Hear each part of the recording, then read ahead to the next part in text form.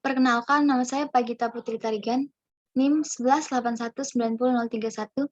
Di sini saya akan mempresentasikan ujian akhir semester mata kuliah metodologi penelitian. Adapun judul penelitian saya yaitu analisis masalah kecacatan pada produk baja ringan berjenis kanal C0,65 di PT Pratama Mandiri Paksi. Selanjutnya itu bab pendahuluan.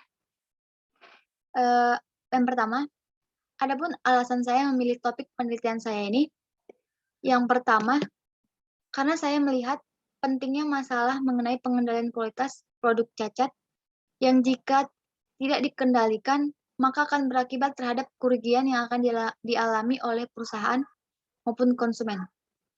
Selain itu juga, saya melihat keadaan perusahaan PT Pratama Mandiri Paksi yang tidak terlepas dari adanya produk cacat.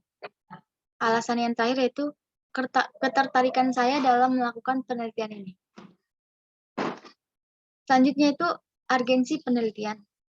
Adapun urgensi penelitian saya ini, yang pertama, adanya produk cacat yang mengakibatkan perusahaan dapat mengalami kerugian karena hal itu dapat menciptakan pemborosan. Yang kedua yaitu adanya produk cacat yang menyebabkan pelanggan menjadi tidak mendapatkan produk yang maksimal dan sesuai dengan keinginan pelanggan tersebut. Selanjutnya itu komponen dalam penelitian. Adapun beberapa komponen dalam penelitian saya, yang pertama, penelitian saya akan dilaksanakan di PT Pratama Mandiri Paksi, tepatnya di Weikandis, Bandar Lampung. Selanjutnya, permasalahan dalam penelitian saya itu yang mengenai produk cacat dan pengendaliannya. Selanjutnya itu data atau sampel dalam penelitian saya yaitu jumlah dan jenis produk cacat di PT Pratama Mandiri Paksi selama 1 bulan. Yang terakhir yaitu metode. Metode yang saya gunakan dalam penelitian saya ini yaitu metode statistik quality control dan juga Six Sigma. Selanjutnya itu tujuan penelitian. Adapun tujuan penelitian saya yang pertama untuk mengetahui kriteria kualitas serta mengetahui jumlah produk cacat dan penyebabnya pada baja ringan berjenis kanal di PT Pratama Mandiri Paksi. Yang kedua yaitu untuk mengetahui ada atau tidaknya jumlah kerusakan produk yang tidak dapat dikendalikan atau di luar spesifikasi. Selanjutnya itu untuk mengetahui atribut beserta spesifikasi kriteria cacat pada PT Pratama Mandiri Paksi.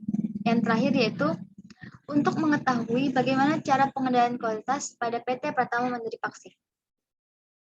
Selanjutnya, manfaat penelitian yang saya lakukan, yang pertama itu bagi perusahaan. Adapun manfaat penelitian bagi perusahaan, yaitu hasil penelitian ini diharapkan dapat memberikan masukan dan manfaat bagi PT Pratama Mandiri Paksi dalam melakukan pengendalian kualitas pada produk baja ringan berjenis kanal, sehingga dapat dijadikan pedoman bagi perusahaan dalam meningkatkan kualitas produksi kanal di kemudian hari. Manfaat kedua yaitu bagi institusi. Hasil penelitian ini diharapkan dapat menjadi bahan referensi bagi peneliti berikutnya yang akan mengambil tema pengendalian kualitas dan menjadi pertimbangan dalam melakukan penelitian. Manfaat yang terakhir yaitu bagi penulis. Penelitian ini sebagai sarana untuk menerapkan teori-teori yang didapatkan penulis selama melaksanakan perkuliahan sehingga dapat diterapkan dalam melakukan pengendalian kualitas pada produk di perusahaan. Selanjutnya itu batasan penelitian. Adapun batasan penelitian saya ini, yang pertama, penelitian ini hanya dilakukan terhadap produk kanal yang berjenis C0,65. Selanjutnya itu data-data yang diperoleh atau yang digunakan yaitu data defect produk yang berasal dari subdivisi pengendalian kualitas di PT Pratama Mandiri Paksi sendiri pada bulan belum dapat diketahui. Selanjutnya itu pendekatan atau metode yang akan digunakan yaitu menggunakan metode SQC atau Statistic Quality Control dan juga Six Sigma. Selanjutnya yaitu latar belakang. Pada saat ini, penggunaan struktur baja ringan semakin banyak dipakai dalam konstruksi bangunan. Hal ini disebabkan karena sulitnya untuk menemukan kayu yang biasanya digunakan sebagai bahan konstruksi. Hal ini menyebabkan persaingan dalam dunia industri baja ringan semakin ketat. Maka dari itu, PT Pratama Tripaksi harus mampu bersaing dengan melakukan pengembangan peningkatan kualitas produk dengan menggunakan pengendalian kualitas. Selanjutnya itu bidang ilmu yang relevan pada penelitian saya yaitu mengenai pengendalian kualitas, yang dimana pengertian dari pengendalian kualitas yaitu sebagai salah satu dari sistem yang terdiri dari pemeriksaan, pengukuran, pengujian, yang memuat tentang analisa tindakan-tindakan yang harus dilakukan dengan memanfaatkan seluruh peralatan dan juga metode yang digunakan dalam memproduksi suatu produk agar menghasilkan suatu produk yang sesuai dengan standar yang telah ditetapkan. Dikutip dari jurnal penulis Elias dan Handayani pada tahun 2020. Selanjutnya itu kajian studi sebelumnya.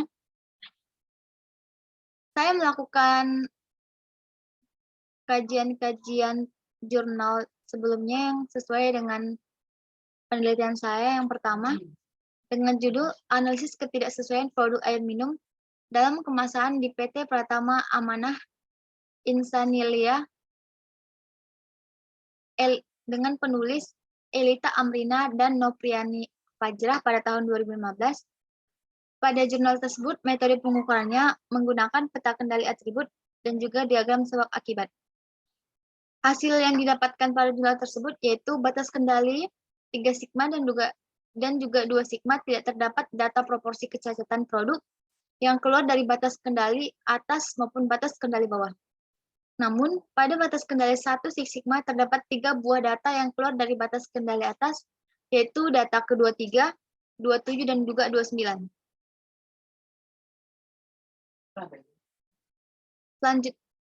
Selanjutnya itu jurnal yang kedua, dengan judul Analisis Pengendalian Kualitas Produk Amplang menggunakan peta kendali kernel dengan penulis Rahmat Bahreja Adiasa, Desi Yuniarti, dan Ika Purnamasari pada tahun 2019. Metode pengukuran yang digunakan yaitu peta kendali kernel, dan juga diagram sebab akibat. Hasil yang didapatkan pada jurnal tersebut yaitu hasil perhitungan nilai Z tidak ada yang melebihi dari syarat yang telah ditentukan yaitu 2,33 sehingga fungsi Epanechnikov dapat digunakan pada kernel.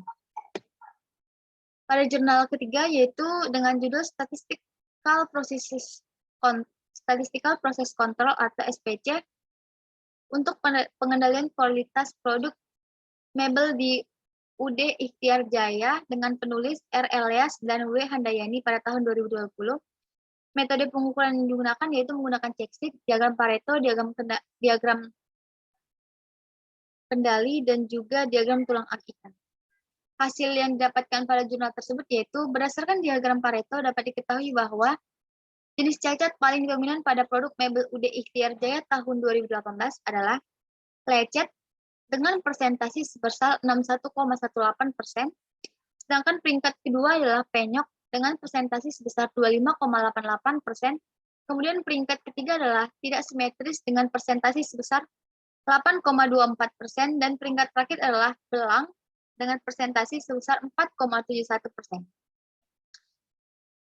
Jurnal yang selanjutnya itu dengan judul Analisis Pengendalian Mutu dengan menggunakan Statistical Quality Control atau SQC pada PT Pratama Abadi Industri atau JX Sukabumi dengan penulis Ira Andespa tahun 2020.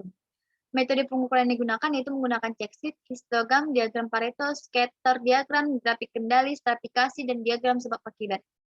Hasil yang didapatkan dari jurnal tersebut yaitu ada beberapa gambaran klasifikasi jenis-jenis produk cacat, diantaranya yaitu yang pertama, rubber atau robek, lekang atau bonding, kotor, dan jahitan tidak rapi, dan juga terdapat jenis cacat yang melebihi batas yaitu sebesar 2,5%. Jurnal yang selanjutnya itu dengan judul Analisis Pengendalian Kualitas Statistika pada Proses Produksi Pipa Electric Resistance Weld atau ERW di PTX dengan penulis Adi Me Susanto dan Haryono pada tahun 2016. Metode pengukuran yang digunakan yaitu diagram tulang ikan, peta kendali, dan hasil yang didapatkan pada penelitian tersebut yaitu hasil indeks kapabilitas proses pipa RW menunjukkan kapabilitas proses dari karakteristik kualitas produksi pipa RW secara multivariat sudah kapabel dan variasi proses lebih kecil toleransi dari batas spesifikasi yang ditentukan. Dan juga nilai indeks kapabilitas CPM tahap 2 lebih kecil daripada indeks kapabilitas tahap 1. Selanjutnya itu kelebihan penelitian. Adapun kelebihan dari penelitian saya, yaitu pada penelitian yang sebelumnya hanya membahas mengenai produk cacat menggunakan beberapa tools dari statistik quality control atau hanya menggunakan pendekatan menggunakan Six Sigma saja. Namun pada penelitian saya ini saya akan menggunakan seluruh dari tools statistik quality control atau disingkat sebagai SQC. Dan setelah itu saya akan melanjutkan menggunakan metode Six Sigma yang bertujuan untuk melakukan perbaikan dan juga peningkatan proses pengendalian terhadap produk baja ringan berjenis kanal dengan tipe C0,65. Selanjutnya itu bab metodologi.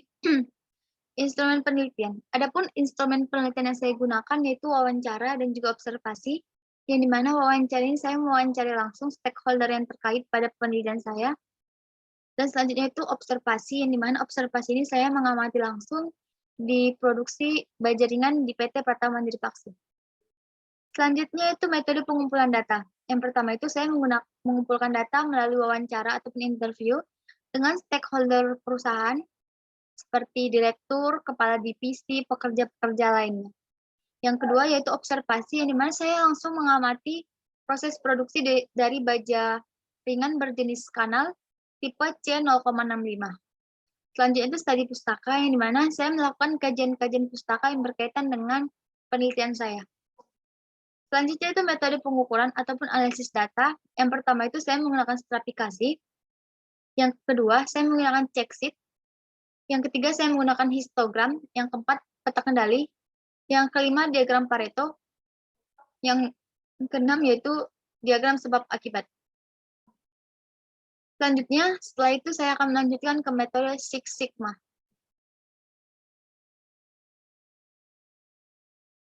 Ini selanjutnya alur proses penelitian yang saya lakukan. Yang pertama itu saya melakukan studi pendahuluan dengan melakukan wawancara, seperti yang saya jelaskan tadi, dengan stakeholder perusahaan. Selanjutnya itu observasi yang saya amati langsung di bagian produksi baja ringan.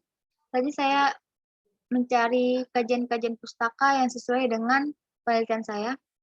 Selanjutnya saya melakukan perumusan masalah dan menentukan tujuan dari penelitian saya. Selanjutnya saya melakukan pengumpulan data seperti jenis cacat, jumlah cacat. Lalu saya mengolah data dengan tahap define, yaitu menetapkan jenis cacat dalam produksi. Selanjutnya saya menggunakan measure, yang dimana pada tahap itu saya memeriksa kecukupan data, menghitung LCL atau UCL, dan saya mencari penyebab dari kecacatan tersebut. Setelah itu saya menganalisis data menggunakan stratifikasi, check sheet, histogram, peta kendali, dan juga diagram sebab akibat. Setelah itu saya membuat kesimpulan dari penelitian saya dan juga saran. Selanjutnya itu pengambilan keputusan hasil penelitian. Yang pertama itu saya melakukan perumusan masalah pada PT Pratama Mandiri Paksi. Yang kedua, saya melakukan penentuan kriteria pemecahan masalah mengenai produk cacat di PT Pratama Mandiri Paksi sendiri. Yang ketiga, saya melakukan pengidentifikasian alternatif pemecahan masalah mengenai produk cacat. Yang keempat, saya melakukan penilaian terhadap alternatif pemecahan masalah produk cacat. Yang kelima itu saya melakukan pemilihan alternatif yang baik dalam melakukan pemecahan masalah mengenai produk cacat. Dan yang terakhir, saya menentukan keputusan terhadap pemecahan masalah tersebut di PT Pratama Mandiri Paksi. Sekian yang dapat saya sampaikan. Jika ada salah kata, saya mohon maaf. Terima kasih.